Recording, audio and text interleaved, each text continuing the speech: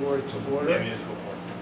Thursday, July 27, 2023. We have one item on our agenda, work session, review of housing-related legislation enacted by the Rhode Island General Assembly taking effect January 1st, 2024. We're going to kick this off with an overview of the bills that were passed that affect planning, zoning, subdivision, affordable housing, etc. Yep. And then we're going to ultimately split up for future meetings into subgroups to work on each bill and the language, because Mike and Jill and Ryan and Steve have to get back to us so that we can then get to the council so that they can have 2 readings for every one of these before January 1. If the ads and the docketing and the Right. So, so just ballpark, the planning board would have to make recommendations to the council by November 15th? Maybe even before that, November 1? No, because the advertising would have to be in the newspaper by 1st of November, I guess, for the council to hold public hearings late November and then do a reading in late November, early December. Right, so we have to make a recommendation prior to that. That's what I'm saying. We have to get to them before November 1. Yeah. October. I think October 15th is a good day. All right, so that's our goal, guys, October 15th, to get a recommendation on each one, right? Because they're all going to have to be implemented January 1. Except for the comp plan, The which comp plan one March. is, Okay. So there's one, the notification one is effective now, right? Yeah, but there's one that was effective upon pass, but we can't change the ordinance that fast. Okay. So people can now send notice first class mail. I think that was the one. Rather than Certified mail, that would be valid, but we wouldn't be able to. Right. You know, But they have to at least do that. Yes. Okay. Yeah. They could send it still certified. Yeah, they mail. could still send it But, certified. yeah, but right now we'll This just is a wrap it in. lower bar, I mean, so that's. to be perfectly honest with you, if we did nothing, which not every city in town is going to be able. We're kind of ahead of the curve. The law just takes effect, and it would supersede whatever's on the books with the. Okay. You know, with the we don't want to do that here, but that's reality. But it's a lower bar than what exists today, so Right. they could go and still do certified mail in there. Oh, yeah, they could still send it certified mail if they want. Okay, so, Michael, you're gonna, do you have a Yeah. comment? Go ahead. Yeah, can I ask, Sure. my poor mind is trained medically, not legally. How are we gonna change any of the terminology that's been changed? How are we gonna modify it? We're gonna do like they did. We're gonna take our current ordinance. We're going to strike out the current ordinance in the places that needs to be stricken. And we're going to add the new parts of the ordinance in the places that needed to be, that are changed. So it's going to, well, in my opinion, it's gonna mirror exactly what the legislature did. So when we send it up to the town council, they're going to have a kind of a clean version, and then they'll have a stricken version of the old. For instance, they're getting rid of the plating board of review. So that section would just be stricken when we send it up there. Once they pass it, when the clean ordinance comes back, it's gone. So that would be the mechanism to do it. So what we're doing is to modify the language we have in our present ordinances to equate with what's been passed at the state level. Correct. Do we have any leeway to modify? Well, do we have leeway? We have leeway to modify. We can change other parts of our ordinance that were not changed here as a policy matter. Yeah. So that would be a separate policy matter of, while we're doing this, we wanted to shrink FAR. We could certainly put that in the change. But that would be, that would be more of a, Irrespective this is of the- mandated, and that would be more optional. It would be, that would be optional, and maybe those, if there are optional items, which there may be optional items, those optional items should come from the town council down. Right, It's my opinion that we should be here as whatever has been mandated, Yeah. then we can send that up to the town council. If the town council has optional changes, which I heard that they may, they can certainly do like they normally do, Anytime. introduce it up there and then send it down to us for review. and the subcommittees, this is the subcommittees are where we're gonna actually craft the language with the help of Steve, Jill, Ryan, and Mike I would hope so. on the ordinance. Yeah, I mean, a lot of it is. And then bring it back to the full board for a recommendation. Yeah, because then we don't have to go, we can go from planning up, then we don't have to go back. Right. Town council, down to planning, up to town council. And we should all just keep the October 15th date in mind. Okay. And, you know, Well, Steve, no, yeah. because they need 2 readings to get. they need by- advertising by readings, January 1. Janet, and who knows with Thanksgiving and Christmas. and- Right. Yeah, the Right. holidays, yeah. Steve, there's one thing though, Dead men walking. that I'd want to remind us all, is that in some of these, in some of these statutes, particularly the last one I read was subdivision, there are a lot of references to standards that need to be set forth at the local level. Yeah. Development plan review, how you're gonna go about it. There's a huge amount Yeah, of for DPR. flexibility as to how you implement certain elements of these things that we need to, I don't think we send it up to the council without that. We Yeah, have to no, put that yeah, together. especially DPR. I mean, the zoning stuff is pretty clean. True. Yeah. But I don't think that we're just taking the language out of the statutes themselves and trying to paste it into the appropriate spots in the zoning ordinance and saying, okay, we're all done. That's only like a quarter of what we really have to do.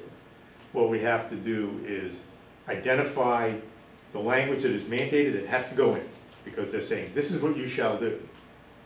Identify that language. There's several definitions, there are several procedures where they use the word shall. Has to go in. Secondly, we have to look at how the,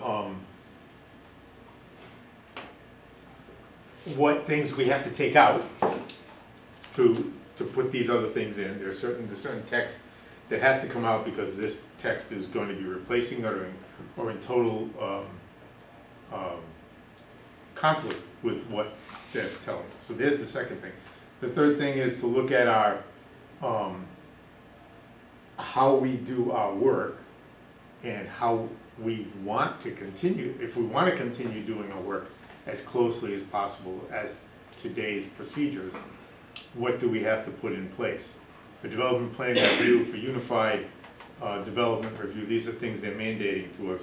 How much of it how broad do we want to apply that? And there is flexibility as to how broad do we apply those two things. And the last part is, the toughest part, is making sure that we're internally consistent over the 3 sets of regulations: the comp plan law, the zoning enabling law, and the subdivision law. So we have to make sure that whatever we say in one doesn't contradict what we're saying in the other. So it's Which really is the hardest thing of all sometimes, because we've stumbled across things in our ordinance. Yeah. That didn't get changed when something else got changed, Right. right? And then we're in a dilemma on that. Yeah. So All right, you want to jump off? So, on the- yeah, on the what I first one? want to do is first, just summarize. You guys got this, right? Andy Trice's memo. Yeah. And you got this outline, I gave you that outline, Yeah. mine's all scribbled on, but you've got a copy of it. Both of these things came from Andy. Andy, by the way, has been hired by American Planning Association Rhode Island chapter to give us some guidance material and assistance. So the memo summarizes the changes that have occurred in what's the right word? In the total amount of all these 10 bills, right? So, I'm going to kind of use his memo to kind of go through what we're doing. But what I also want to state before we get into that is that of these 10 bills, a few of them are just, we don't have to take any action on. For instance, as Steve mentioned, the State Housing Appeals Board is going away. We don't have any control over that, they're going away. It's gonna be replaced by a special, housing, A judge, calendar within the Superior Court. not a judge. Just a housing calendar, right? Theory, they're going to tell the judge to take up the housing stuff first. And Will the judge assign another judge? No. That, it's gonna go before med malpractice cases, and there's only one judge in Washington County. How will that make a difference? I mean, there's one. So if you appeal, There's one civil judge in Washington if County. if a developer appeals our denial of a affordable housing. It now goes to Superior Court, doesn't go to SHAP anymore. right. Oh, okay, Superior Court. Yep. Yeah. Okay. Yeah, they just skipped they got rid of the planning board, they got rid of SHAB, they got rid of kind of those interim steps. Do they have a timeline like we do? If we turn something down and it goes on up to Superior Court, that within 90 days of No. being later? Well, they did They don't say, have that? they did say that SHAB will continue to carry, to hear any cases that are in front of it today, and. We're the only case in front of it. That's Is we're that the true? only one. We're the only one? Yep. Old Boston Echo. And yeah. And But to Joe's point, would Superior Court have any kind of deadline to get a decision back? No. No. I mean, there's internal rules that they like to get it done within a couple of, within 18 months or whatever. I mean, those are just internal, the chief judge. But you saw, I mean, I had one at Cranston, they took 2.5 years to make a decision. So it's, Well, 151 Ocean Road's been kicking for a long time. oh, yeah. yeah, so. Okay. I mean, that's an internal Superior Court, All right. how many judges they have. So looking at the outline, right? Which one are we doing, Just, teachers or the other? just this outline here with the blue headings. Yeah. The third one down is the one that establishes the land use and housing court. So we're not going to assign this out. We're not going to spend any time on that So one. that one's done. H6060 and 1053, S1053. Moving 2 pages down, Excuse me, absolutely no language in our ordinance that needs to be amended just to refer it, no?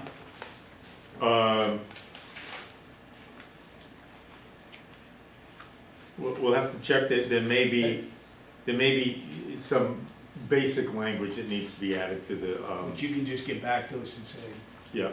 do this. But I think that language is in the, like the Zoning Enabling Act, I think they've changed the language referring it, so I think it's there. Yeah. But what Terry's asking is, do we need to even just amend one little sentence somewhere in the, Right. in zoning and or subdivision regs that say it refers up to the Right. appeal group? So that could have, a single reference. All right, go ahead. So then you move down to the third page and you've got the top 2 items there. The first one is H6083 or Senate 1050, eliminate State Housing Appeals Board. That complements the one I just mentioned. We don't necessarily have to review that one. And then the next one down, although it's potentially applicable in any community in this state, it establishes a transit-oriented development pilot program. We don't really have any transit center in the town like other communities might have, Like the North Kingstown, where the train train station is located, right? So it doesn't seem to me that there would be any real applicability for a transit-oriented development program. And so I've ruled that out as something that we don't necessarily need to expend any effort on. Plus, it's a pilot program. So it says allows municipalities with developable land within a quarter-mile radius of a regional mobility hub to apply for funding. Well, we don't have a regional mobility hub in town, so that's pretty much out of the picture. okay. So that takes us down to think that's all of them. So so there are 10 bills, we've got 3 off the table, leaving 7. And so what I want to do is go through the 7 and using Tights and Rich's memo. Okay. And I'm going to do them in pairs, as I said before we started the meeting. I want to look at H6058, which is the first one on that list, amends the inclusionary zoning ordinance, Yep. along with H6081, which is amends the Low Moderate Income Housing Act. Okay, both of these bills are directly addressing affordable housing. Okay. Okay, second group down, we'll go through the listing first, then we'll jump back. Second group down is H6059, which is the second one on the first page. That amends the Zoning Enabling Act. And I want to combine that or pair that with H6090, which is very narrowly focused. This is the one that allows as a permitted use, the adaptive reuse of commercial structures for mixed use, multifamily, or mixed use or multifamily, I'm forgetting something. Okay. So, and those two are somewhat related. Jill's going to handle reviewing 6059. I'll go over 6090 is pretty straightforward. The next one is H6061, that's the bottom of the first page there. That amends various sections of the Subdivision Enabling Act. And as you can see, even on the outline, it takes up over a page of text. I'm not sure I want to assign that to a subcommittee, but I'll go over that. I want to go over that at the end. The last grouping is H6085 and H6086, which are located on page 3. Both of these amend the Comprehensive Planning Act. Okay. And so if we handle them that way, I think it allows us to organize our thinking and we're not bouncing around too much. So with that, I think I'll just, move into going through them. So, let me find, So we're on 6058? yeah, and I want to find that part of Mr. Tights' memo. It should be. I'm looking for the inclusion of the zoning reference. It's on page 4 at the bottom. He called it, oh no, I'm in the wrong place. I'm being dyslexic, so No, hold on. I put the bill numbers on. It's on page 9? Yeah, here we are. Yeah. Yep. So, so this bill provides. Hold on.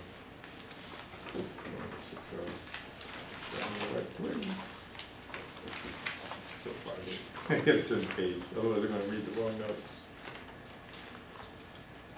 So this creates a few changes. It provides an inclusionary zoning ordinance, which is still optional. That inclusionary zoning ordinances, which are optional at the municipal level, require at least 25% of the total units be developed, be affordable.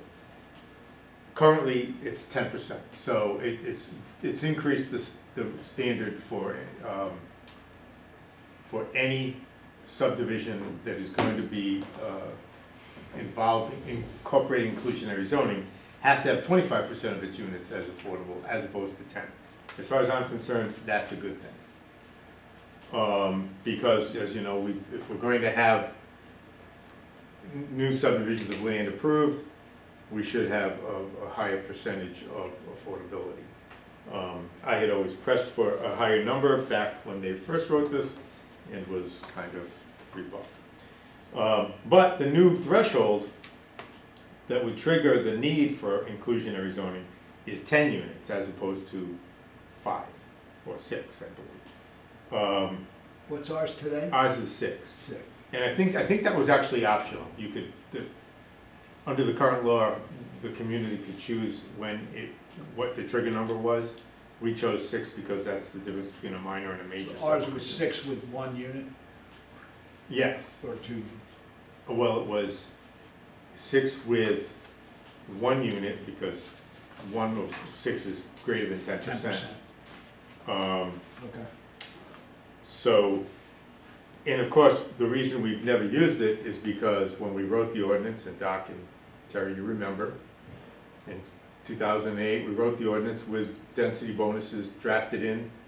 We had a table of density bonuses. There was no mathematical formula. We had a table. Don't remind me. And at the last minute, during hearing, I should say, the town council stripped all that out. They took everything. So the inclusionary zoning ordinance didn't allow for density bonuses, only required that the 10% be provided. So developers realized, well, I can just go comprehensive permit, Right. and I can negotiate all this. So that's why we haven't had a single subdivision over 5 units in this town since 2008 that have gone through the standard subdivision process. Right. So this is, it's gotta be 10 before the. Yep.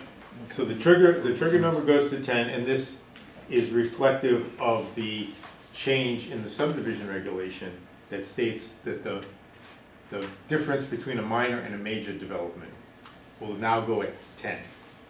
9 up to 9 is minor, 10 and more is major, as opposed to 5 and 6 being the standard trigger points today. So once we enact this new regulation, up to 9 units will be a minor subdivision. So if I come in with 9 units, there's no requirement for affordable. Under inclusionary zoning, no. That's right. Today there is. Yes, there is. But as you know, our inclusionary zoning ordinance is obsolete because of what I just mentioned, Right. and no one uses it. Other things to know about this. This bill defines and sets a minimum threshold for density bonuses, and the minimum density bonus shall be at least 2 market rate units for each affordable unit. So, if you were to have a 10-unit development, it would turn into a 13-unit development. Do you got math for me?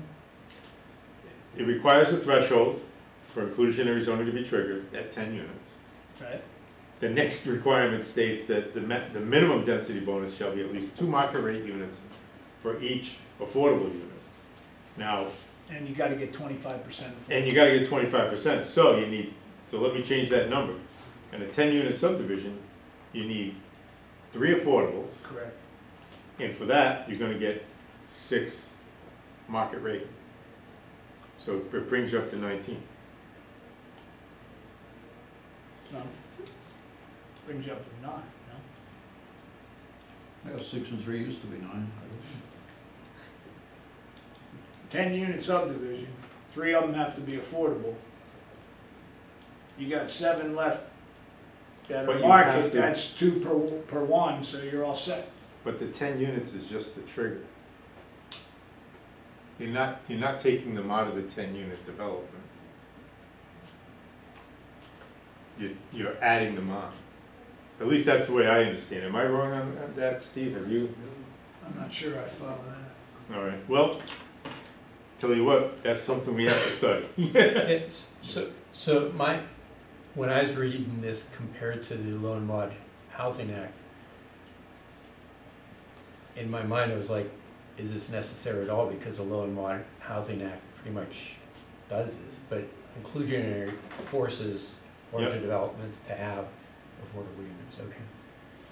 Yeah, my recollection of the way we did it, the way we wrote up the table in 2008 was that you start with the minimum number, the trigger number of units, but then it's all add-on. And what we were doing at the time was adding on, the formula was completely different, but it was, Yeah. a 10-unit development was gonna get you 13 units back then. So now a 10-unit development, as I understand it, would wind up with, well, Could end up with 10. 7 market, 3 affordable.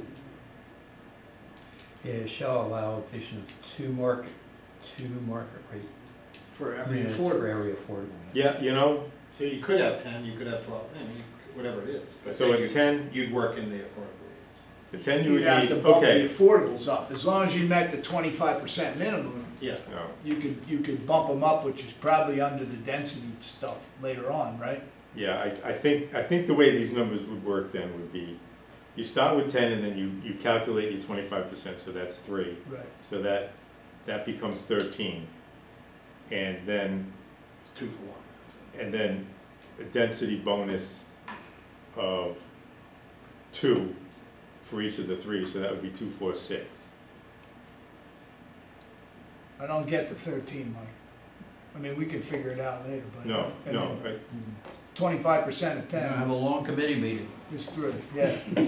I'm sorry, I should have ran some of these numbers and figured this out. I'm gonna have to follow All right. up on this.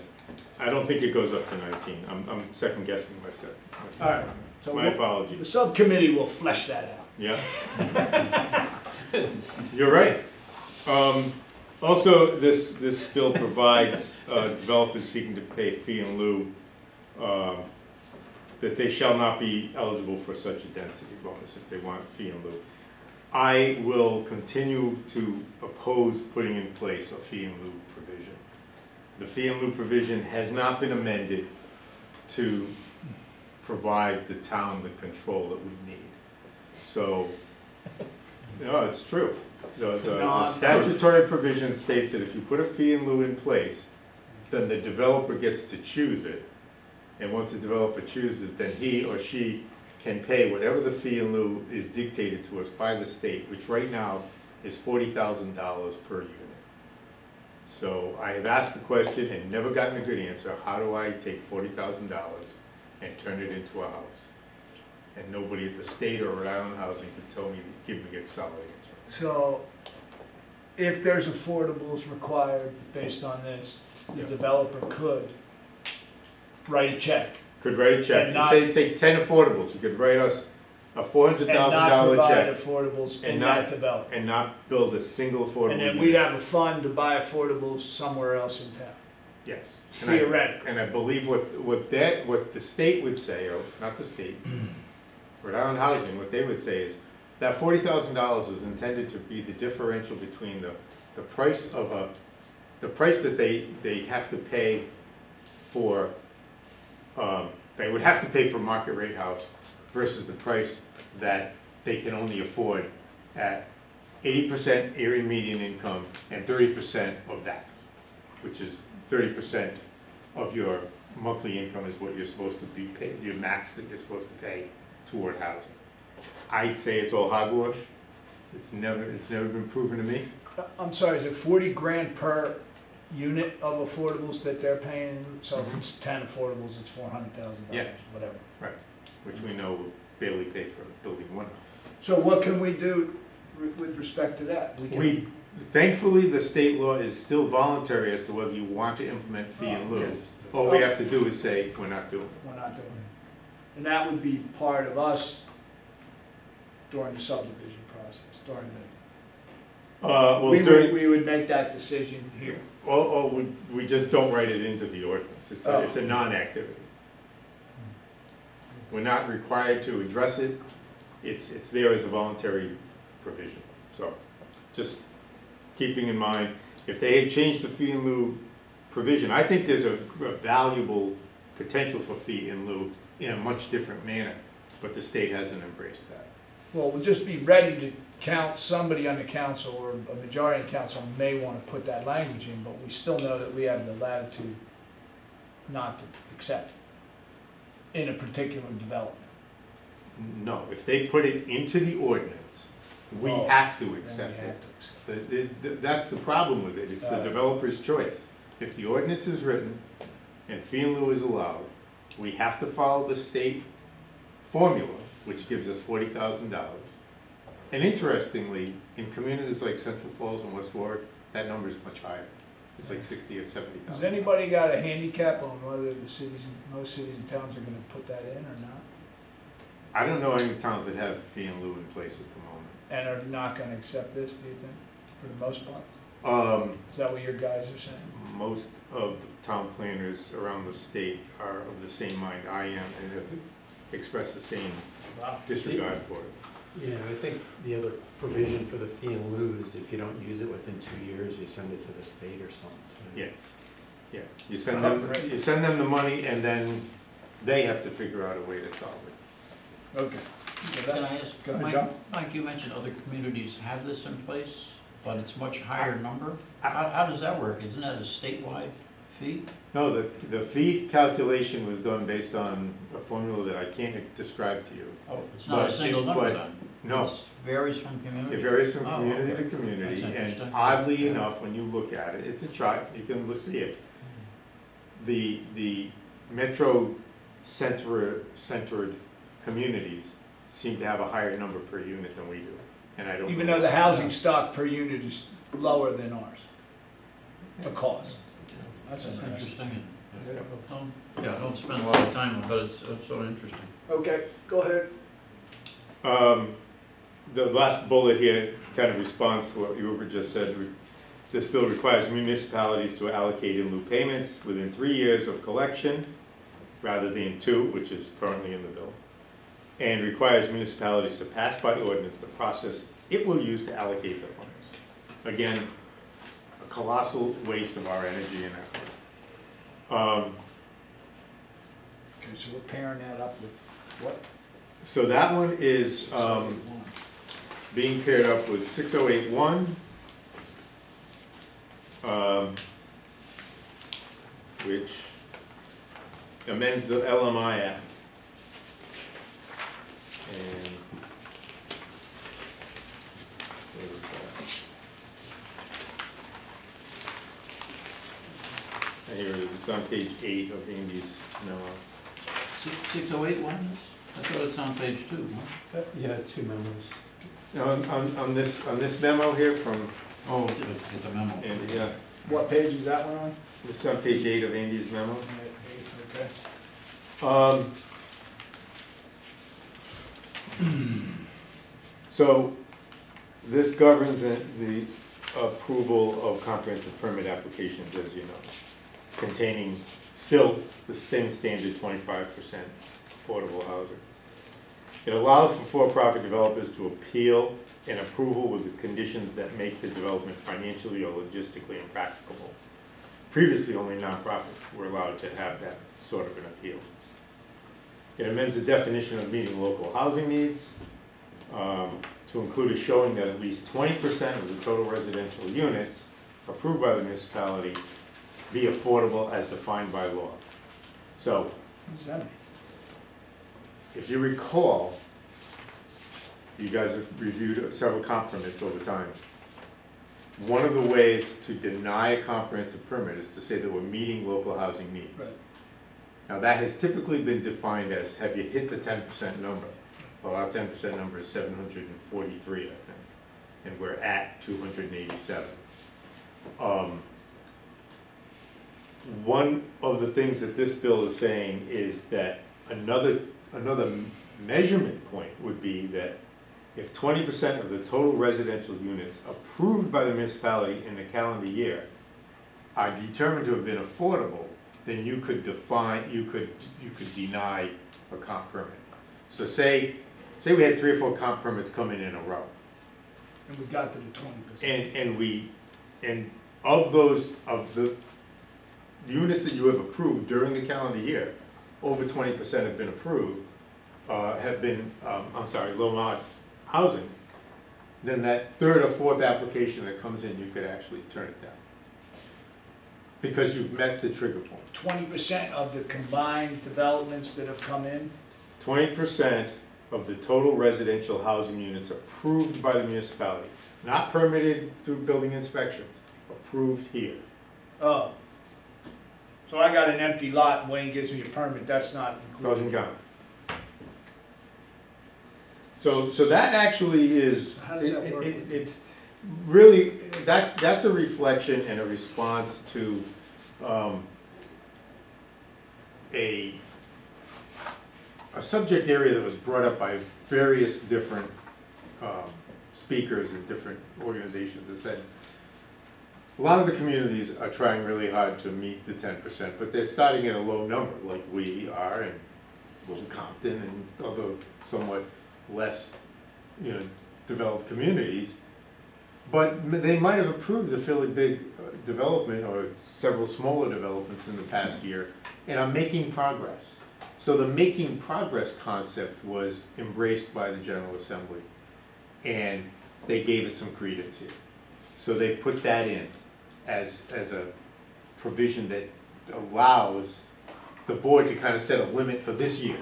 Okay, we've already approved 2 comp permits, there's 50 units out there that have been approved, and that's more than 20% of the total approved units, therefore we are in good shape. But we for the would year. need a significant number of affordables in one of the developments to hit the 20%, because if they're only coming in with a minimum of 10 on each one, you add them up, it's still 10%.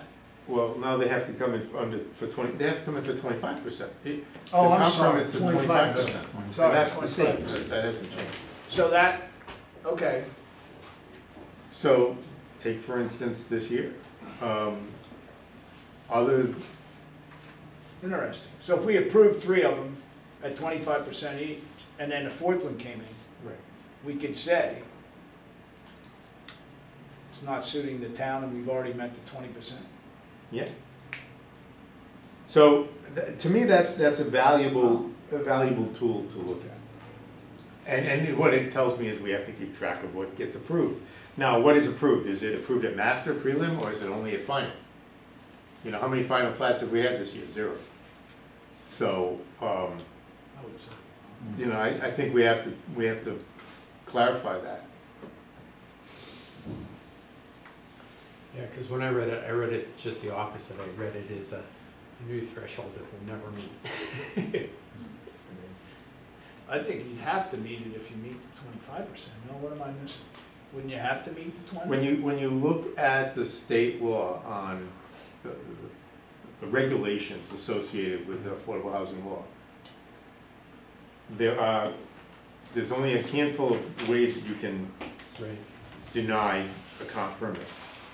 One of them has to do with the environmental impacts. If the environmental impacts are so egregious that, the density that's being asked for is not acceptable, then you can deny it. Right. And that has stood the test at the SHAB on a few occasions. Not Narragansett, but other communities. So Interesting. when you see meeting local housing needs, and now there's this new measurement Yeah. that we can use, I believe this works in any community's favor. Yeah. To say, we're making progress. No, there's no way we're putting 500 units out there in in a decade. We don't have that many permits pulled, we don't have that many developments approved. So if we're making progress, then we can at least Yeah. hold off Joe Smith or John Jones on his comp permit. He may have to wait till next year, so that we can accommodate and assimilate these affordable housing. These are developments. developments through either inclusionary zoning or comp permit. These are just comp permit, Just comp permit. yes.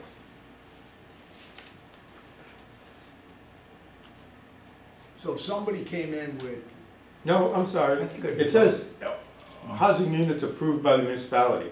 So if we had an inclusionary zoning plan, subdivision approved, we can count those affordables. We can figure out what that calculation is, it's only 10%. And they get all these market rate bonus units, but we can still count them. So it depends on what the count is, and we'll have to start tracking from, it says calendar year, so we'll have to start tracking from January forward. So that actually isn't a bad provision. no, But then it says municipal government subsidy. This is the next bullet down. This is kind of the kicker. Now there's a definition for municipal government subsidy where they dictate what has to be allowed. And this is, I think, a very tough pill to swallow. For properties connected or eligible for connection to the public utilities, a density of at least 5 units per acre for proposals where 25% of the dwelling units are affordable. So they are at least saying, if the developer's making a commitment, going up from 25 to 50% or to 100%, as you see in those 3 bullets, then they should be allowed to have a higher density of development. I don't disagree with the concept, because I'd rather see a developer who's, making the commitment to get to 50 or 100% or somewhere near that, of affordable dwelling units, getting a little bit more allowance in terms of density. But they're dictating it to us now. We don't get a chance We have to. no discretion here. That's right. So how would some of the recent ones fall into that? We should probably talk about that offline. Sorry. No, that's fine. Okay, go ahead. So, and then you move down, for properties not connected to either public water or sewer, the density calculations changed. Instead of 5 units per acre at 25%, it's 3 units per acre at 25%, 5 and 8 as you move up to 50 and 100%. It would be nice if they would say to us, we're enabling you to do this, you pick the numbers, so that we could do the same exact sort of thing here. But instead, the General Assembly's done it for us. I frankly think that in communities like ours that have very strong, some very difficult environmental constraints, we may find ourselves in some difficulty, whereas communities with not as much in the way of wetlands and coastal features as we have might not be such a big problem for them. Does this affect the density bonus or the affordables? In other words, theoretically, if somebody came in and built, I know it's not gonna happen, but say 50 affordable units, and they wanted to do a comp permit and all 50 were affordable. It's 100% affordables, and they needed a density bonus, and all 50 of them were. And then the next 3 comp permits that come in, they may not have any rights to any density bonus at that point. Okay. Well, that's possible. I mean, it's unlikely, but But if someone came in with 100% say 50 units. affordables, and they were building at Christian Brothers, yeah. 12 units per acre, Right, and we had, how many? say 50 of them. 50 of them, and 50 is more than 20% of the residential units approved by the town. Well, but I'm saying the next one would come in, say it's 20 total, but they want a density bonus. Yeah. We're not obligated to approve. We're already at the 50 of those 2 combined. Right. I mean, the 20%, right, of those 2 combined, so Now, they would be entitled to a density bonus. It just means that you have the authority to say no. It Right. doesn't mean you have to. Right, I get it. But this is calculating density total. So it's 5 units per acre for the entire site. It's 12 units per acre if you're at 100%. So, The 5 units is included market and affordable. yes. I mean, none of that's probably ever gonna happen, but. And one of the things, when I look through this act, and I'm not gonna pull it out, but when I look through this act, I do believe there's a reference to subtracting out the area devoted to, There is, yeah, the area devoted to utilities wetlands. and wetlands and that kind of thing. So we have to make sure that the applicants now are aware of that, and they have to calculate that out for us. It's not my job to figure it out. They have to tell us how much wetland you got, how much land is devoted to sewer, water. I believe stormwater drainage would also be counted in that. Okay. So that's a very important provision. Go ahead. So I think that was what I wanted to cover on this. So that's there's the a little first bit more. pair, right, that's the first pair. Yeah, there's a little bit more.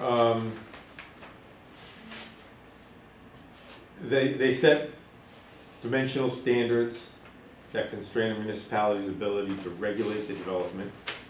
And the example they give is municipalities are barred from limiting the number of bedrooms below 3 for a single-family dwelling unit. I don't know that we would do that anyway. Even if the lot is a substandard. But I don't think we've ever said you can't have more than. The only times we ever deal with, limiting the number of bedrooms that the town wants to. Right, but limit practically has it might to do with eliminate- septic system. It might eliminate a bedroom because you can't meet the FAR, you can't meet the setbacks or whatever. That's their choice. I mean, So that's a question related to this I had for Steve. Yeah, but that, it says prohibits municipalities, so if you have a house that can only, a 2-bedroom septic, it's a state law, you can only do Yeah. 2 bedrooms. Right. that's not our, It's not our law.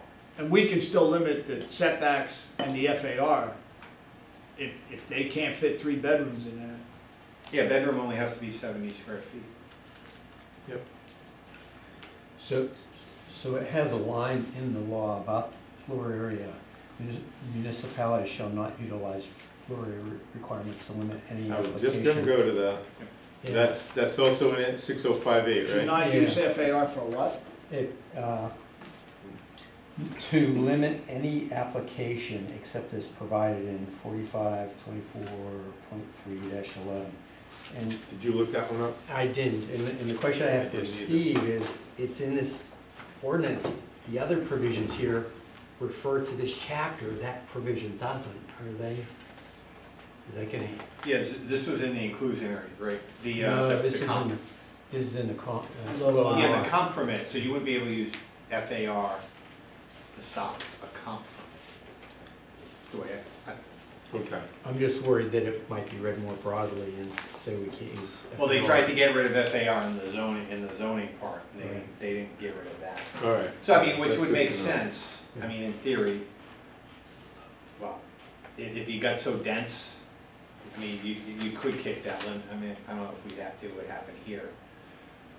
But, you know, if they came in with 100% affordable, and you're on a small, and they're giving you 12 units, you can't say, well, it doesn't fit our FAR requirements. But and then, Oh, we can't? but you would, and I think parking is limited to what, 1 space? Yeah, It's 1, yeah. So. One space per unit. for, yeah. Per bedroom. Per unit. So, you know, we have space per bedroom, Right. you know, so you couldn't, you know, they're just thinking of ways municipalities limit development by not limiting the structure, you know, you're limiting the parking, you're limiting the FAR, etc. There's a few more things here. Very importantly, they eliminate the master plan stage of review for comp permits.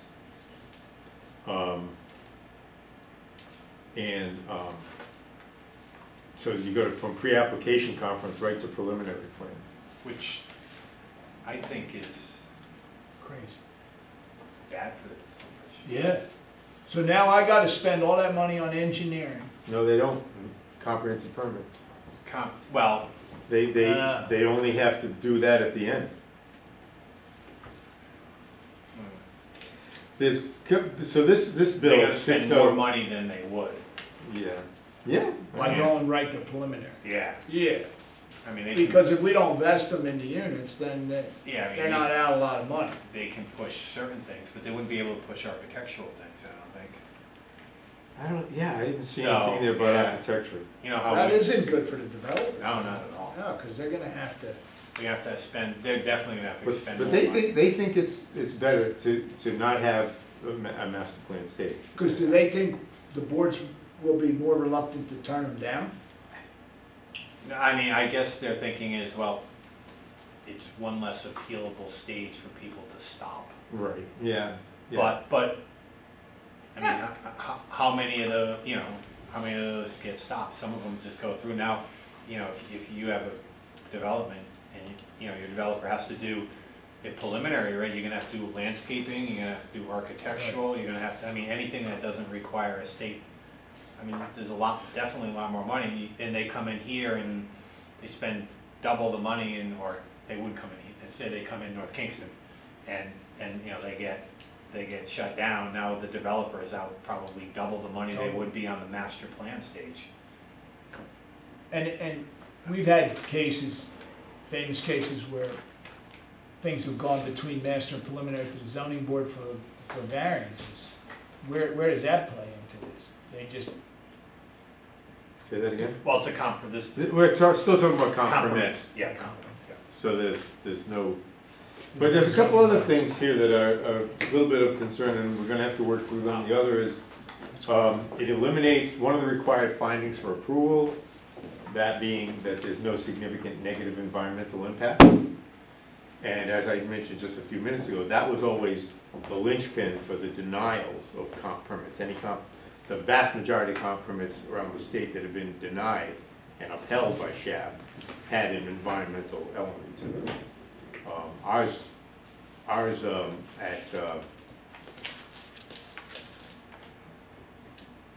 where is it, Star Drive, had a procedural problem.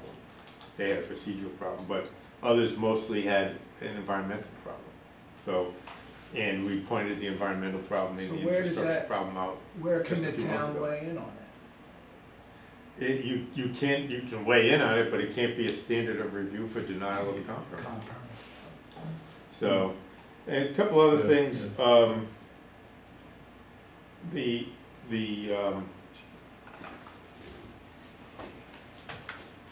on, I'm reading my notes.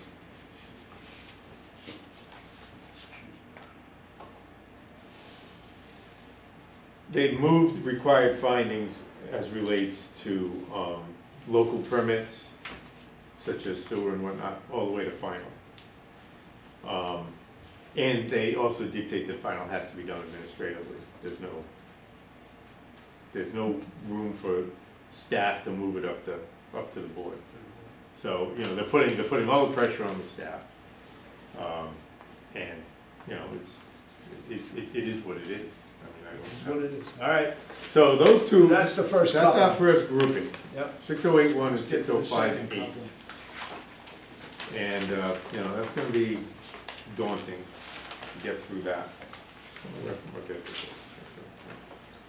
The next grouping is 6059 and 6090. I'll let Jill go over 6059. 6090, I did reference to just a minute ago, is the one allowing, as a permitted use, the adaptive reuse of commercial structures. But, Jill, why don't you go through, 6059 amends the zoning enabling law, and it's got some troublesome issues in it also. What's the other number it's coupled with? 6090. 6059 and 6090. 6090. Oh, nine, Alrighty, so, yeah, so like Nick said, there are some changes to zoning enabling. Some of them are gonna be real familiar to you because of the standards of review that you guys use and you look at every month. But essentially the zoning enabling, so you can follow along on either page 2 of the Heights memo or page 1 of the shorter memo. Yep.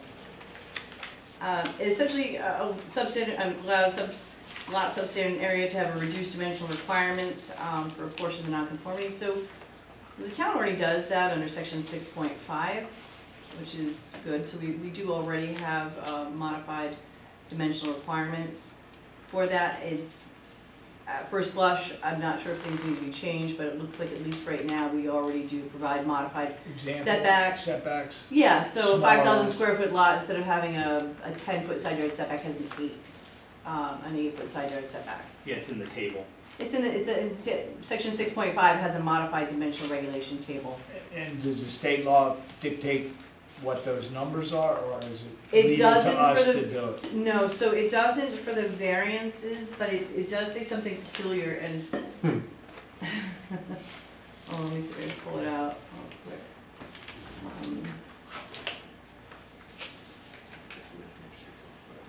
Yeah, bear with me for 1 second, I have it. Dan. I actually have it over here. How many? Zero. Zero? Even Jerry's not watching. Right. Your wife? No. No, she said she probably not gonna do it tonight. Okay, 1 second. Unbelievable. Jill, you're looking at the bill, Jill? I have multiple things going. So what I had done today was I took 6059 and I plugged it into the sections I thought it was most relevant in the ordinance. So I have a red line draft for whomever is the subcommittee ready to go. But I'm looking to see under.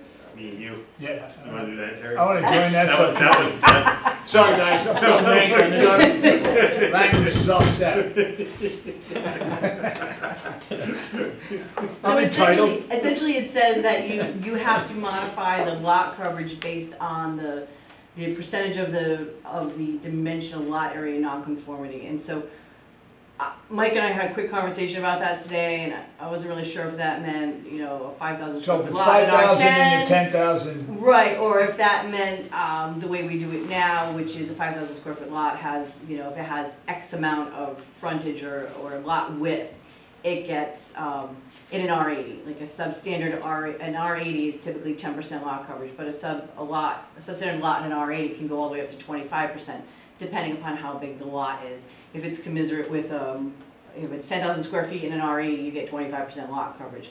If it's closer to 20,000, you probably get, you know, 15 or 20% lot coverage.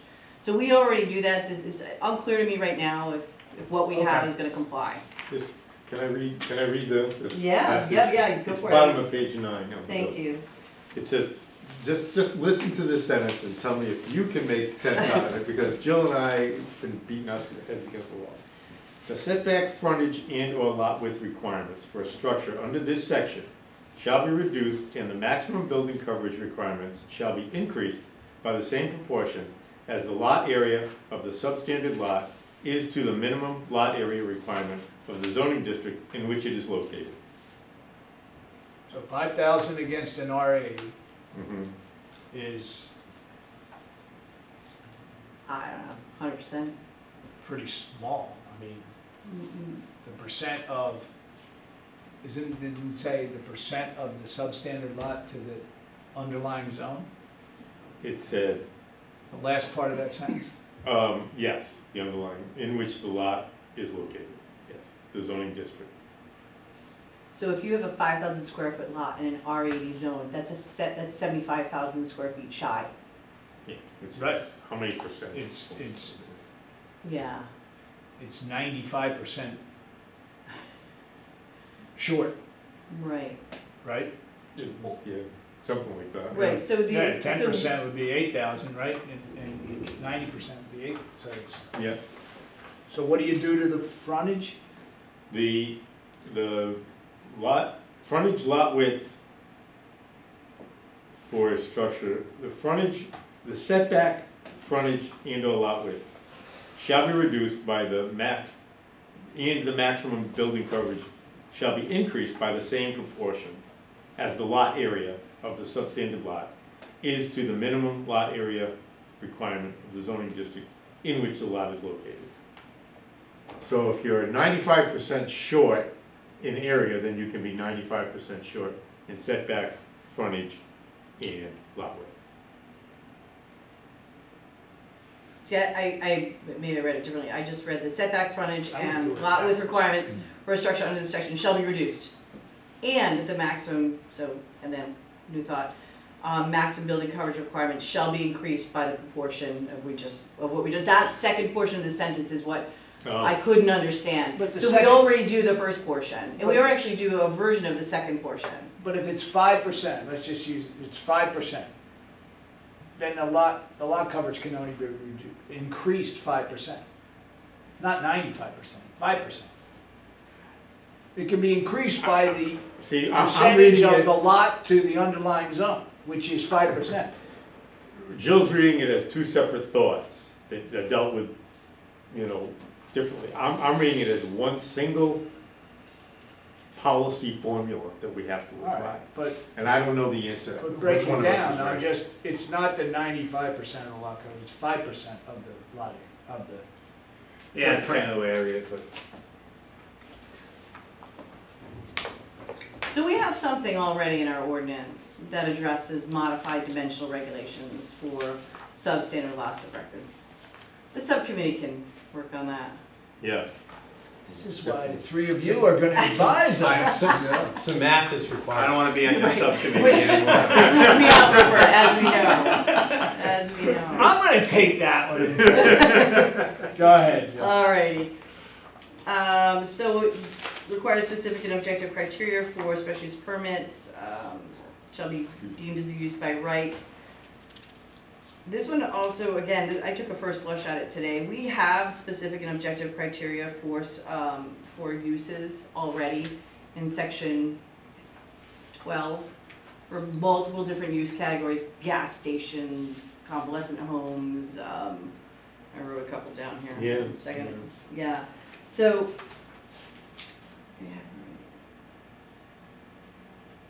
yeah, so that, if that's what it's referring to, then you may want to take a look at those different sections.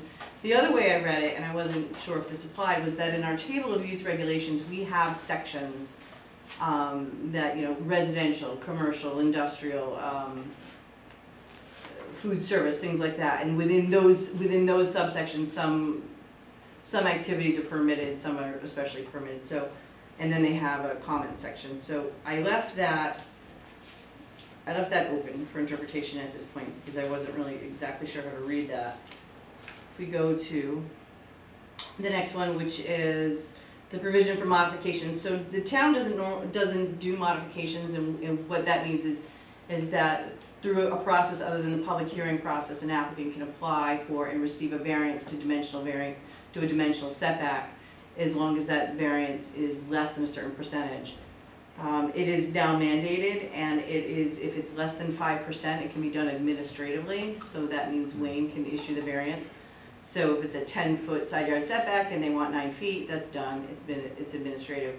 If they come in and they want 1.5 feet, which would be 15%, then it's a simple notification process to the neighbor, to the abutters.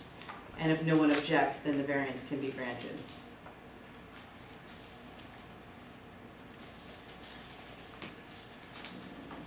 And then the one that I thought that's going to really ring a bell with you guys is the standards for a variance have changed, and so the hardship clause no longer is primarily from the applicant's it struck the applicant's desire for greater financial gain, so that is now eliminated. And the least relief necessary clause is now eliminated. And what it also did was, under the standard where it says more than a mere inconvenience, it adds this language that says relief sought is minimal to the reasonable enjoyment of the permitted use to which the property is proposed to be devoted. I thought devoted was an interesting word. I thought that whole thing was, That, I don't want to insult who wrote that, but it's moronic. It makes no sense. So, I think that's kind of an overarching theme here. no, but from you guys' standpoint, in all seriousness, so changing that ordinance, changing that's easy, that's just striking stuff.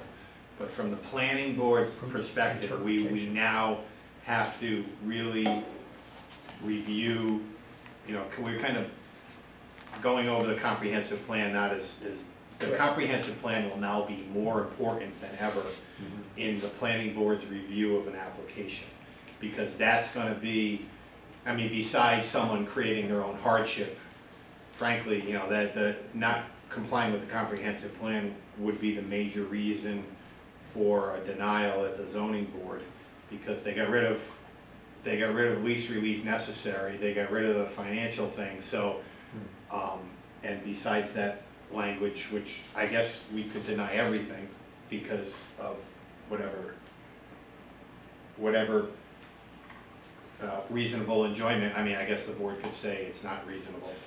But from your standpoint, I think planning really has to, and when these guys do their memos, really have to focus more on the comprehensive So plan. our comp plan assessment on the general land use element is We should be drilling down Yeah, we should to do what Dr. one, Neal has yeah, we should talked do about one, for almost 10 years. almost not even Maybe vote that way Maybe anymore. 20. I know we moved to vote that way, but almost go, if you think it's negatively impacting the comprehensive No, we just plan. have to be specific about the Specific. comp plan, rather than just general, then it's a house in a residential neighborhood, which Yeah. is kind of all we've been doing. at this Yeah, stage. so, whether it's FAR variant, because they're gonna start, it's gonna come. But self-created hardship is still a reason to. Yeah, that's still a reason. To do it. And that's mostly that's the reason why they're denied. There's not a lot of denials here or in Cranston that aren't, usually it's when someone creates their own hardship and they come in and they want to fix it. that tends to be the reason for denial of the zoning board. Mhm. I mean, occasionally they'll Well, modify it sometimes we'll because- have, somebody will buy a property and it'll come with something that they Yeah. want blessed. Yeah, that exactly, wasn't or, blessed. you know, the least relief necessary might shrink things, but, you know, so I don't know if the shrinking part will be more difficult, I think, going forward. Steve, you said something about we should change the way that we do the Yeah, I mean, voting you know- in regard to comprehensive plan.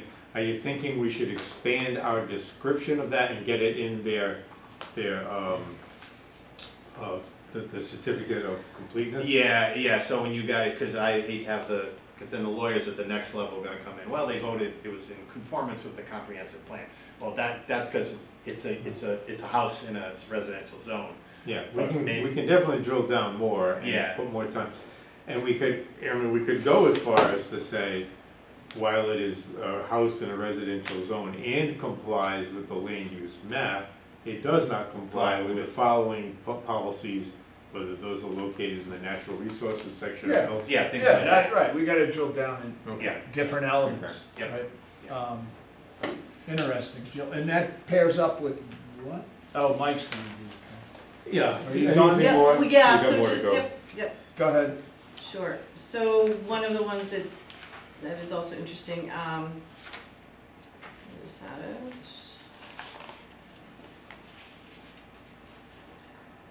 Where municipalities provide for proposed use that is not specifically listed, dimensional variances in conjunction with special use permits, where it is now allowed in all cases, where right now our ordinance states that variances and, are only certain variances allowed in special use permits. So I think that's gonna. So that affect use Section variance 5.4. thing is gone.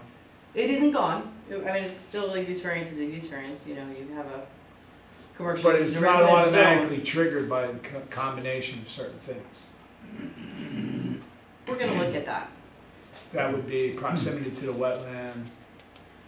It would be any In variances conjunction with a specifically dimensional- listed in section 12.4. So right now, it's front, side, and rear yard setback. Some interesting subcommittee work there. Okay, so, I mean, there are a couple of other things, but that kind of covers the things that you're, What is this prohibits automatic merger of lots? When do we, I mean, we did that 20 years ago, or better. What it does, there's a section in there that states, it gives a calculation. And I believe it says that if 50% of the lots within 200 feet of the existing lot are of the same size, it is not necessarily required to be merged with an adjacent lot owned by the same person. but does that unmerge? Because it doesn't say it unmerges, it just says, it just refers to the merger of lots. It doesn't identify you can unmerge lots if it meets that requirement. No, well, lots are lots of record, and it's not a matter of, it's not subdividing in a substandard manner. If someone bought 5 lots of record on the street, and they would only add up to 10,000 square feet in an R10 zone, that would be one buildable lot in Narragansett right now. But if all the other lots on that block, or at least within 200 feet of that particular lot that are developed, are 5,000 square feet, then the lots would not necessarily need to be merged.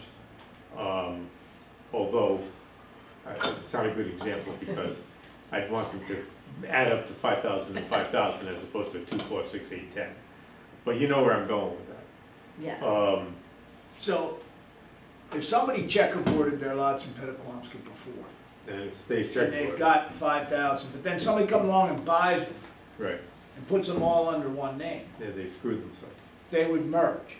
Unless Yeah, the neighborhood had 50% that were still of the smaller size, right. then they wouldn't have to merge. Right. You're basically given the right to build on a lot equal to the majority, 50%, so almost majority of the surrounding development. Nobody would buy those 4 checkerboard lots and not checkerboard. Unless they didn't know They're the state asleep at the law. switch. Yeah, in the town regulation. All right, That provision doesn't bother me too much, really. okay, I was just wondering about that. Okay, Where I used to work, we actually had a provision that was very close to I that was just gonna in the say, ordinance. Jill, anything else? where it says only variances. No, thank All you. set? Yes, Thank thank you. you. So then when you, Robert has a One question. question related to this, the buy right, 15% modification, yeah, do we need to think of the FAR standards related to that? Because it's by right, do 15% variance. So 15% isn't by right. It would be notification, it's 5%. The way I read the law is it basically says. You have to do notification, so if someone, you have to do notification at 15, more than 5%. Right, but it's pretty high standard for turning it down even with notification. Correct. Yeah, So I just wondered, I mean, you guys put a lot of work in the FAR areas. Mm. I don't know how 15% impacts that, Yeah, the only, the way to counteract that would be you shrink your table but by 15%. Right. by 15%. Mm. I mean, that may be, that's Anyhow, gonna it's a be for thought. another day. It at least want to put it out there that you guys worked hard on these dimensions. And Yeah, I mean, that's, I think, Yeah, that people could be- comply. you know, I guess one of the things to see would be, you know, this gets enacted and then we look in 6 months or a year, or, you know, they keep track of it, how many people have come in, you know, if it's, no one, you know, I mean, that's really the way, that would be the way to do it. But wouldn't you push that from day one? If you were a builder, developer? I mean, since I've been on the board, there've been a number of projects coming in asking for that variance, right? Mhm. Yeah, less and less, but if Well, you have that so, window, I mean, you I would push it. think, would you, if you can build a house of right without having to go through the zoning process? Or would you try, you know, would you go through, you know, again, if it's someone objects, you know, is it 5%? I'd take the 15% and run with it. I mean, Yeah, so maybe the tables need to be adjusted sooner. Because we can do that, right? You just said. Yeah, We can sure. change, we can change. our tables were, There are standards. there are standards. Right. Yeah. And we decided what the standard was based on, you know, the density, the anticipated density in 1,000 Right. square foot So we could increments. reduce every one by some percent. Yeah, we could. That'd be a stroke of a pen by the council, Yeah, oh, yeah. You know, We'd if have you to did write it- the table up. Yeah, you have to, do it proportionally. We'd have to go through the entire table, put new numbers in it. Yeah. All right. no? Okay. So associated with that, I thought we combine that with the 6090, H6090, which again is the adaptive reuse of commercial buildings bill. And this is actually, again, not a very egregious bill. I don't have a huge amount of concern about it. In our little town, there won't be a heck of a lot of utility of this. But the idea is to take commercial buildings, which would include offices, schools, religious facilities, medical buildings, and malls, and allow that they be renovated to incorporate residential development. This is regardless of what the underlying zoning is. So that's, I think, the most powerful provision of this statute. Excuse me real quick, is it a 100% reuse of that building, or is it some portion of the building and then it remains a commercial? No, it's either or. The allowances are for either full use as residential, or a mixed-use development where 50% of the gross floor area is residential. So it would have to have at least half of the building would have to be residential for this to be allowed. At least half. Yep. And in the case of, they would be allowed to have density up to 15 dwelling units per acre if a minimum of 20% of those residential units were low mod. Yeah. It does say, that the law does say something about water and sewer has to be available, or other private systems as may be applicable. It gets very wordy, but if there was an OWTS that was handling an existing office building and could be proven that it could handle the same amount of water flow from residential, which it might not, but if it could, then they could be on an OWTS. If you vacated this building, would you have to convert that to medical? I mean, to residential? Right now, this building is, well, we're in a residential neighborhood. I don't know if this property got rezoned public or not. I believe it is zoned public. An example, Yeah, if the. but if it was zoned residential, yeah. If the elementary school was vacated, Yeah, would that have to be converted to residential under this, or could it be? it could be, and it also could be a mixed-use development. So, Did your organization have a problem with this? no, we actually kind of like the idea because we know that in other parts of the state, particularly the mill villages up in the northern part of the state, and the metro region where everything is on sewer, it's not a bad idea. These sorts of redevelopments have been approved through zoning board actions. That's what I mean. In numerous communities around the Haven't they state. been doing that anyhow? As a They matter of course, they've been Yeah, doing like all the- Socket and All the Cumberland mills and and West Warwick. Smithfield and, yeah. Yeah, I mean, There was a huge one in Burrowville. they're all being converted. Yeah, so it's a great idea for the mill villages. We don't have much, I mean, if the office building at the Rotary, you know, that guy, if they sold that and they wanted to turn Right. it into condos, would be a bad location for condos, I suppose. You know, Well, they're doing that, aren't they? Building on the road? No, I didn't know anything about it. No? I mean, I pulled that out of my hat. Yeah, but they're, I'm sure they're. So, you know, I think there's a great deal, and let's So jump. Stop and Shop left, it could be residential. Well, I was just gonna say, let's jump out of this review for 2 minutes and go back to the discussion I've had, and I've introduced once or twice with the board. And Rupert's on the committee, along with Jerry. We have the ad hoc mixed-use development committee that wants to come in with a mixed-use development ordinance to encourage residential development in BB zones attached to, as an extension of, as an addition to existing commercial buildings, to have, you know, residential added to them.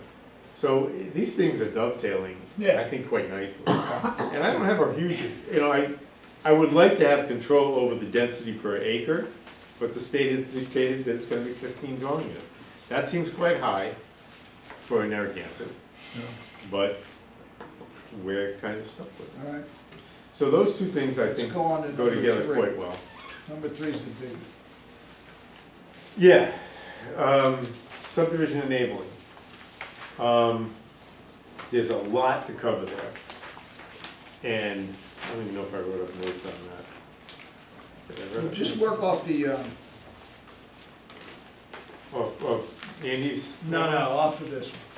Yeah, But you can just go through this. well, as I already said, you know, the difference between minor and major is gonna be triggered at 9 lots or dwelling units as opposed to 5, currently. So 5 is a minor subdivision, currently 6 is a major, now that'll be 9 and 10. Some of the other key things about this,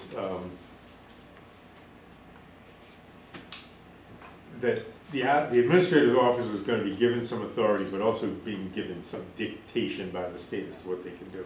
The administrative officer is going to have added authority to approve certain types of applications. That would be you. That would be me.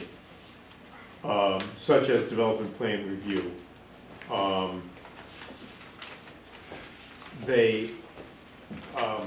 In development plan review, that's a state term that's kind of foreign to us, but is essentially the same as our site plan review. We right now use site plan review only for individual sites that go into the zoning board. This is gonna expand it to being a more general application and in a development approval process that will happen here without the zoning board. And certain types of development plan reviews will be, if they're small enough and simple enough, will be approvable by the administrative officer. And certain others that are a little more complex will have to come to you for approval. You will be allowed to, I believe, I'm double checking this, hold on. I believe you're allowed to implement unified development review during this process.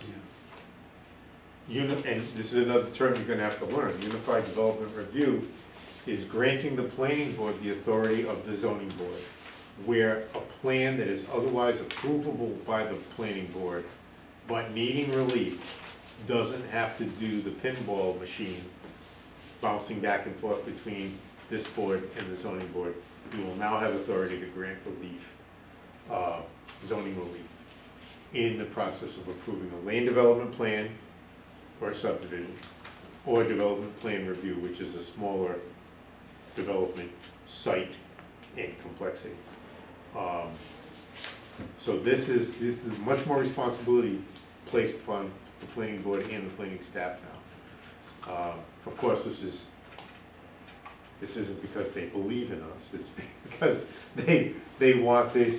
The underlying objective to the vast majority of this is to shorten the timeline for approvals. And to limit, as Steve had mentioned earlier, limit the number of opportunities for the public to file an appeal. So this is where we are. So site development plan review, it would apply to changes in use, it would apply to adaptive reuse, it would apply to developments in growth centers. We don't have a growth center, so we don't have to worry about that. It would apply to institutional development, which I find interesting, and developments in historic districts. So there's a wide range of new regulatory provisions that need to be added into the subdivision law so that we can implement development plan review on the broad scale that has been kind of in place in many other communities around the state. Many other communities use development plan review to a broader range than what we have used over the years. Does your group see anything in any of this that's in such conflict between different bills that we can't possibly comply? At this point, I can't say That might yes or come no. out in our, One of the things that has me concerned is... because I'm not sure the legislature put all that much thought into Oh, yeah. One of the things that bothers me, and I didn't bring it up in one of the previous ones, is this term adjustment, which grouping It's in was the it? Law and Water Housing Act, I think. The Lomond Housing Act, yeah. So that was 6081, which we talked about. On the very first page, they add this definition called adjustment. And I don't know the difference between an adjustment and a variance. I'll read it to you. But you're asking, are there any conflicts that I see problems with? Well, this one here really throws me for a loop. An adjustment is a request by the applicant to seek relief from the literal use and dimensional requirements of the municipal zoning ordinance and/or the design standards or requirements of the municipal land development and subdivision regulation. The standard for local review, consideration of adjustments is set forth in 4553, blah, blah, blah. This only has to do with comp permits. It's Rhode Island General Law 4553, the Affordable Housing Act. But it reads just like variance. So my question to anyone who could possibly answer it would be, so are there no variances needed anymore for comp permits? Are they all adjustments? You have any thoughts on that? No. Not at this time. No. So who, I don't know what this, Who I'd like to ask mediates Chicago that? this question. Yeah, I mean, that's gotta come from you guys, I mean, All that is litigation. Right, Yeah. so the courts would mediate that. Yeah, I mean, one somebody- town's gonna do one, and one board's gonna vote one way, and one board's gonna vote the other And way. the developer's gonna, And then we're gonna develop bring case an law on action. it, yeah. and then some court's gonna decide. I mean, and we haven't seen a comp permit yet that didn't need some relief, right? So now, instead of saying, I want to build this number of units on this size property with these, all these forms of infrastructure, and to accommodate this number of dwelling units, and I need these variances, now they're gonna say, I need these adjustments. And so the standard of review for variance doesn't come into play anymore. The standard of review for an adjustment, well, it's in there, but it's somewhat vague. So I just think that if we were to say the board were to say, well, wait a minute, you need variances. I could see the applicant turning back and going, no variances necessary here, just adjustments.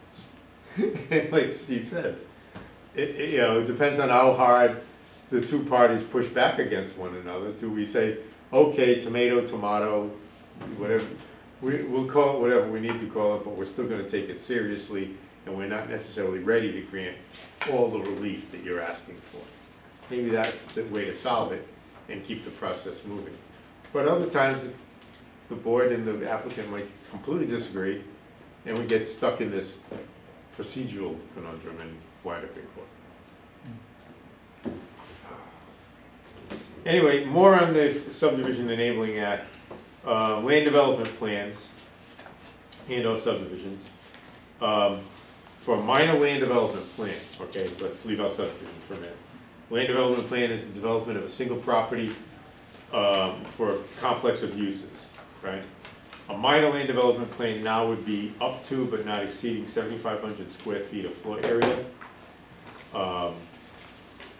or the expansion of up to 50% of the existing floor area of a complex, multifamily development of 9 units or less, a change in use with no extensive construction of improvements, which yet again, they did not define what is extensive.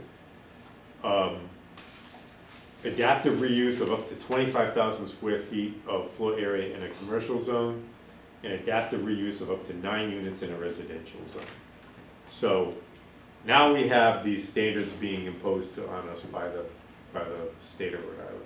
Some communities had this level of specificity in their regulations already. We did not.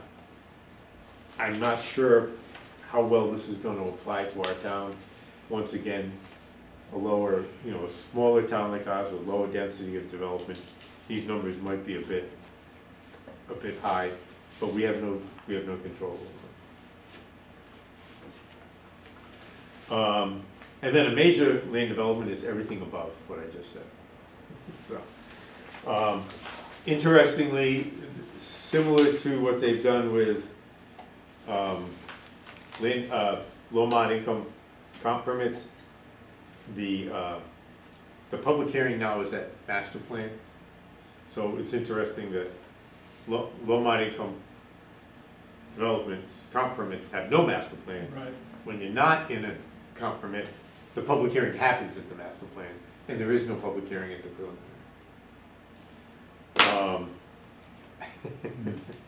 Is there a rationale for it, or do we not care? You've already what the told us. rationale is? It is what it is. I mean,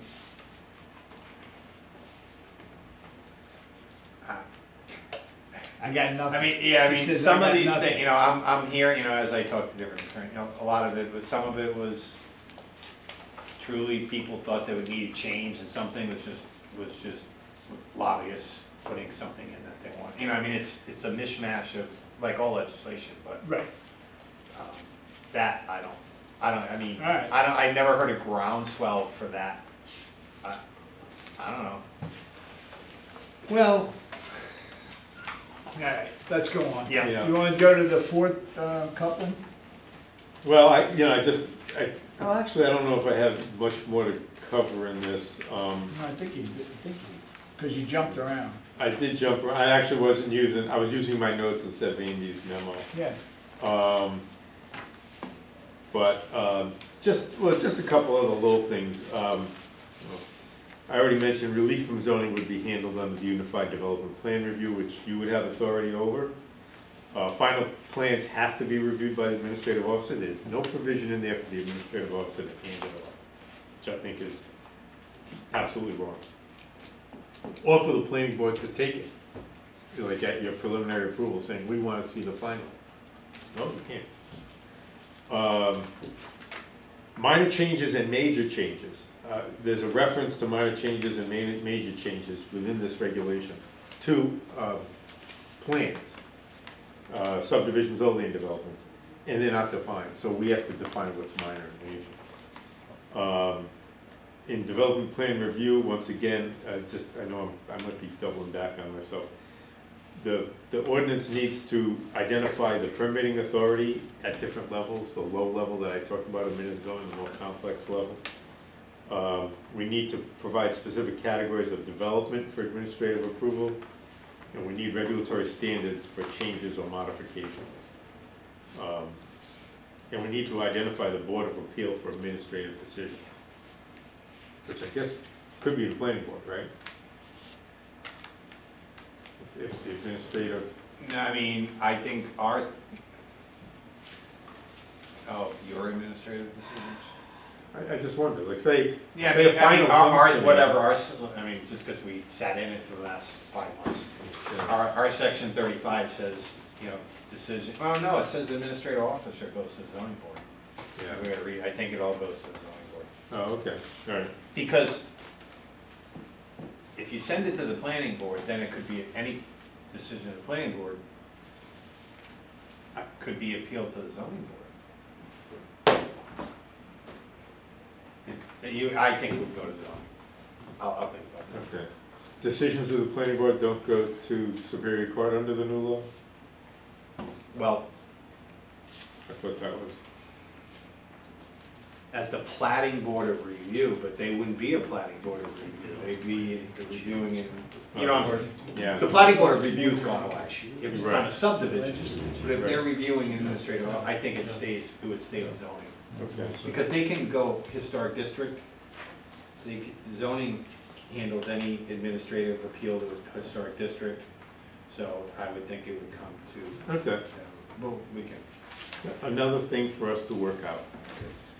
All right, And moving on to group 4. Let's get through this. This one is the comp plan. We have 2 bills related to the comp plan. One is, they were done in sequence. 6085 and 6086.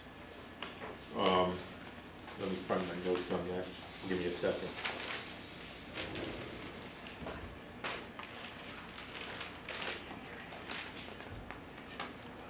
Here we are. Okay, so 6085 sets an 18-month time frame for bringing zoning map into compliance with the,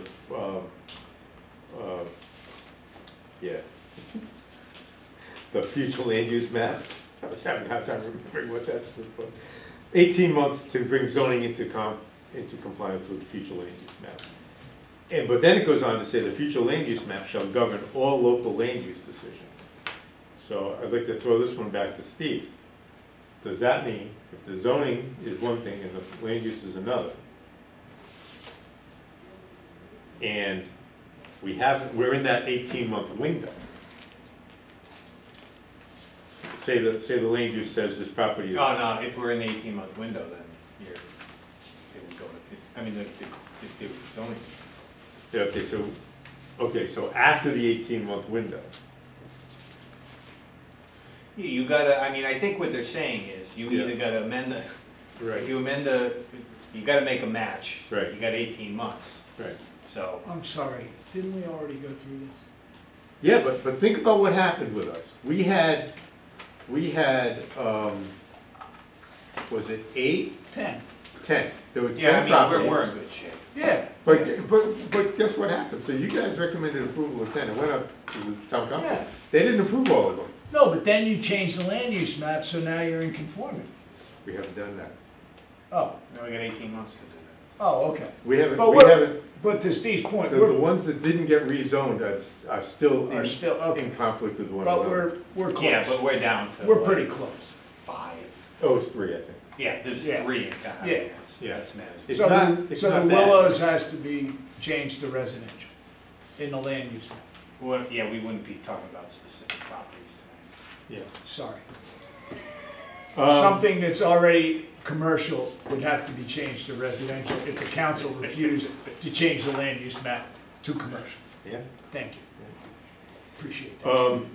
Other things in this bill, in the implementation program in your comp plan, it requires that we draft up a strategic plan, which is more specific and a much shorter timeframe, that details actions to be taken on an annual basis, and that we do an annual review of that implementation. So where we have your action plan right now, your action plan right now has, remember we did short-term, medium-term, and long-term, and we had those broken down into like 2 to 3 years, 3 to 5 years, and 5+ years as far as those 3 time windows. Now we have to do it on an annual basis. So every year we have to identify what we're going to implement. When we write the comp plan, we have to put it together in yearly progression. And then every year we have to go back and do an annual review. Did we get all that done? So that's a ton more work to do to, first of all, try to establish and take action on all the action items in our plan. And secondly, to keep track of it all and do all the procedures. And I suppose it's then reported back to the council and they do with what they want. Yeah, there's no enforcement. There's not, yeah, the council's not bound to, Yeah, didn't see an enforcement component, but it does. Yeah, I mean, it's like your so they'll continu- receive it. it's your, like your Your annual continuing report. education. I mean, it Yeah. says you gotta do it, but Yeah, there's no. Our annual report we submit to them, Yeah. yeah, we don't hear them. yeah. Okay, So, but you know, what it will tell me is future comprehensive plans, if I'm doing a future comprehensive plan, which I probably won't be. no, I won't. Because it's gonna be 3 years off, 4 years off. When the town is working toward the next comprehensive plan, I think we're gonna have to be much more judicious in identifying the action items we want to put in that plan. Oh, yeah. And instead of having the 285 or however many we've got, we might have 50. You know, these are the 50 things we can do in 10 years. Let's get them done. You know? Because if we're gonna have 285 and we got 10 years to get them done, that's 28 per year on average. We never get to that many. Right, okay. So, point being, other thing is that, the other aspect of this bill that's really kind of a scary thought, it invalidates the comprehensive plan as a basis for a denial of a development if that plan is 12 years old or older and has not been updated. Because it's supposed to be updated every 10 years. If we haven't done it in 12 years, our plan is still our plan, but if you were to say, you know, the plan says it's supposed to be built as a residential development, and you want to do commercial, we can't Yeah, use but that we as did a it in foundation for denial. 17, and we're gonna do it before 27. Yeah, Yeah, so we're, there are communities out there whose comp plans are 25, 30 years old. I can't So- get my hands around our community. So is ours still good because we're still in the 20-year window, or does it expire in 2027? That's 10 years. So it doesn't go out. It's But 10 4 years years is from when now. we'd be doing it anyhow. Right. Yeah, and we get the extra 2. And we get the extra So 2 we get the before. 2029. Yeah, well, we'll start probably in 25 or 26 to do it. So Mike, the No. comp planning legislation, is there specific things we have to change in our ordinances related to it? I don't think so. That's what I was feeling. I didn't see, at least with 6085, and 6086 is all about notifications, Right. posting the notifications on amendments. Now, that, we have to follow it. And if we're doing any amendments to the current comp plan after January 1st, we have to follow it. So our postings, it's much more specific as to how the postings are done. We have to have postings in at least 2 separate buildings, physical postings on the wall, as well as the notification in newspaper and that kind of thing. And the website is a requirement now. So, but I don't think there's anything in subdivision law or zoning law that needs to be revised to accommodate these. So Okay. this one, these two might just be able to be left aside. Yeah, we don't need a subcommittee for those. I don't think we need a subcommittee for this, now that I think of it. For 6085 and 6086? Yeah. Oh, good. Because it's starting in March, and then it gives you the 10-year window, which we're planning, I mean, Yeah, we're planning on in. do. And we don't have to modify ordinances. No, Right. We just have to do it. yeah, And you said the public hearing requirements, they take effect immediately and public notice. public notice, sorry. Yeah, so Oh, I'm it's first sorry, class public mail as hearing. opposed, the public hearing is in January. All right. Well, this says takes effect immediately, public hearing notice requirements. Right. Is that, we're talking about the same thing? Oh, you're right, it's not January 1, that does take effect immediately. I'm sorry, I glossed over that. So that's no longer a PS 3817, it's just straight up first class? I was looking for the reference, there is, I thought there was Is a there a reference to tornado PS one? 3817. it's not It was earlier. not that Code, just actual. There's emergency. Code red, so we Yeah. should, What? Tornado, right? We gotta get out of It's here. just a tornado. No, this is a safe place. you sure? I'm Isn't not this the staying safe here road? all night. Is this Yes. the safe This road? is the This is DOT. the safest place in This is the, Narragansett. do you wanna pull down the iron Put the shields curtains? down. I wanna Because be we can home. do that. I wanna be home, okay? Hold on. Here comes the curtain. They don't work. Tornado warning? What? Like for real, that was a tornado. There's an emergency Wait, weather right there, notice. the iron curtains are coming down. Coming down? Yeah, there it Yeah, they're goes. coming down. There it goes. Can we turn the AC on? All right, comrade. Oh, that's good. I'm loving that. I feel better already. Can we have pizza before that happens? I'm going down. yet? No, there's an emergency, Don't bring there's this a one all weather the way. advisory. Right. Don't One bring of this one down all the which way, she got was the AC thing. Oh. like heavy thunderstorms Right. and maybe a tornado. But since we've never had a tornado, Hey, Get notification. don't, please. We didn't get your code red? No, we've had I got touchdowns. They- have we? Oh, yeah. But I'll get the tsunami and say to you. You're older. No, no, a touchdown along Ocean Road where I lived, and I remember Cody Fager touched I went think through they his said yard. it before a while. Ripped out a whole string of trees. I thought that was called a, Oh, what's that? They don't call it a tornado, but Yeah, it had another you name. get caught in I that Another didn't name. either, but I thought All yours right, did. we should, Any- should we wrap this up then? yeah, we should wrap it up. Excellent. So quick question is, so does council know this is coming down? Good, I think. Yes, well, me, Mark, Jim Tierney, well, one, they've been sent this. Yeah. And we had a meeting Tuesday, Yeah. so, they've been, I go through the town manager, Sylvia, Right. the town manager, Hi. yes, but they know. I just know when these were. I mean, I sent them all the email, like, here's the memo, here's the laws. Yeah. I just Yeah. know- Oh, and when just this so was going through the State House, I know a lot of town councils weren't even aware it was happening. so. Right.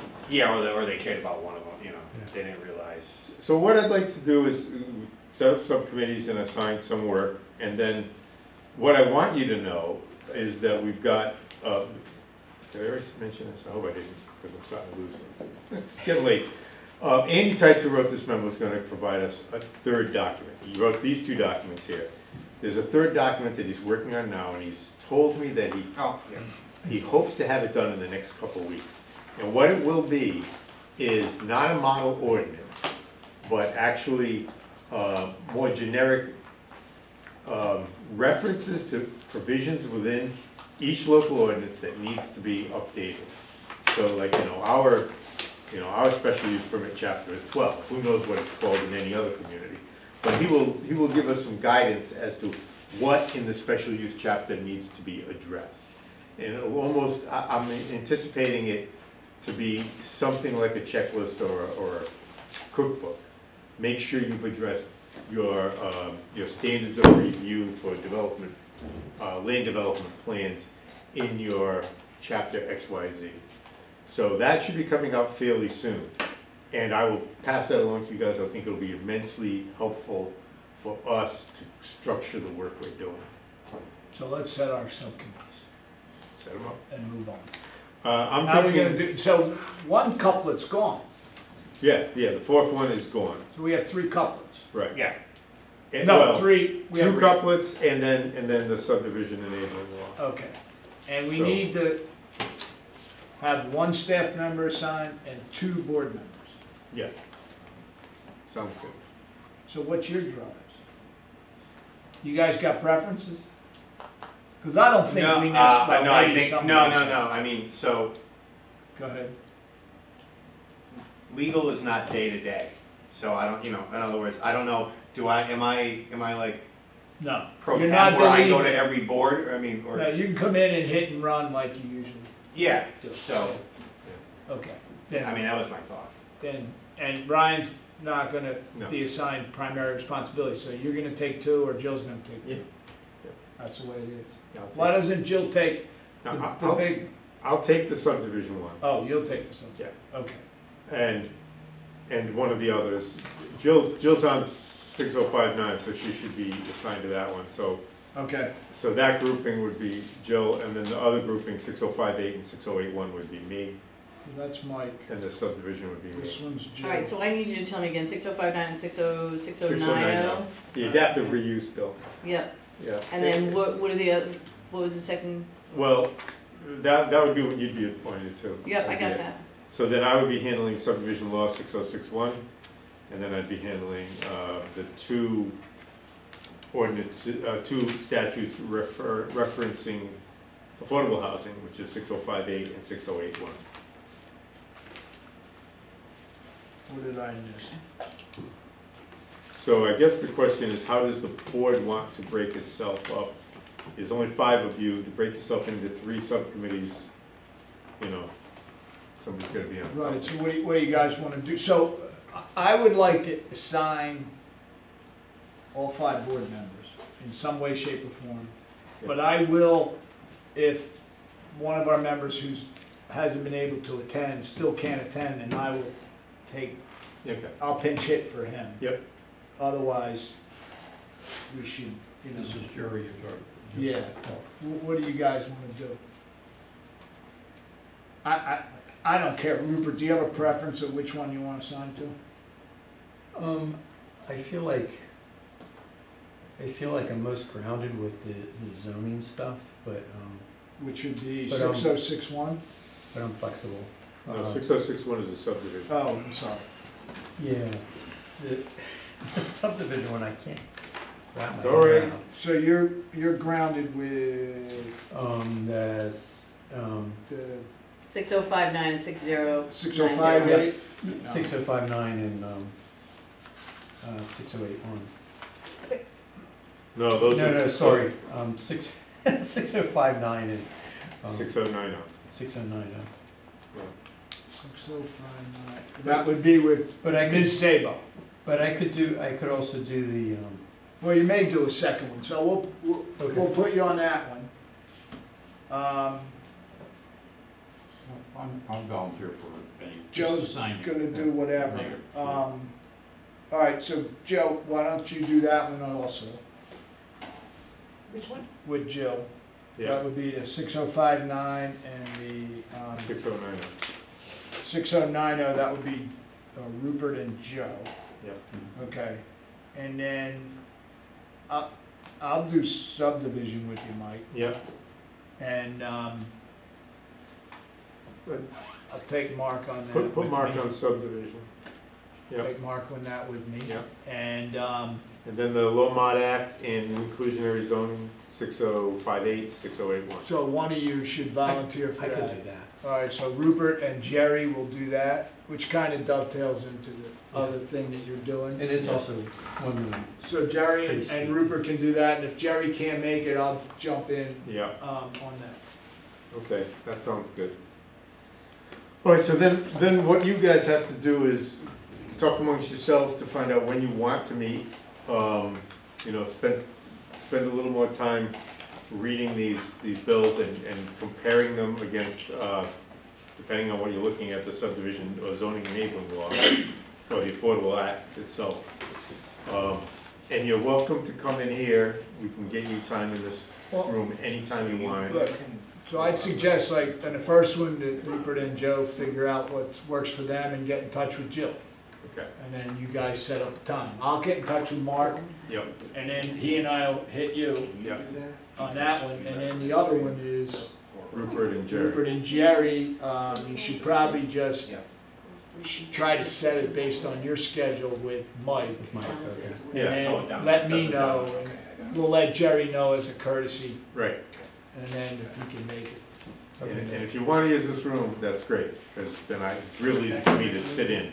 Yeah, If I wanna plan be on in your doing living middle room. of the day or morning or something on mine. Okay. Just Well, that's what I was gonna ask, does this have to be evening or can it be No, done during the day? anytime. anytime, In daytime's preferable. But how because about, we're not posting anything. okay, you have other, we're not. No, 'cause it's two board members and a Yeah, staff. these are Okay, work, so these we are don't have a working. majority, but you people have other work to do. No, we'll put aside time to sit with you. Right, That's their. so you guys come up with a couple of times and dates and then hit Jill and she can work. That's why I asked Mike, maybe before you got here, if he's got certain things each week, like meetings with Tierney that are scheduled, that we gotta work around, but otherwise, Yeah. Yeah, he's just sitting in his office. anyway, I am out all next week.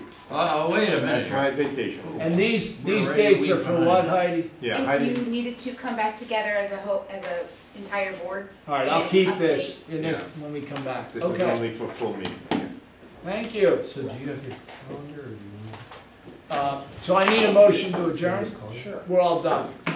I have a motion to adjourn? Then you Move to guys. adjourn, yep. Uh, Second. Second, all those in favor? Aye.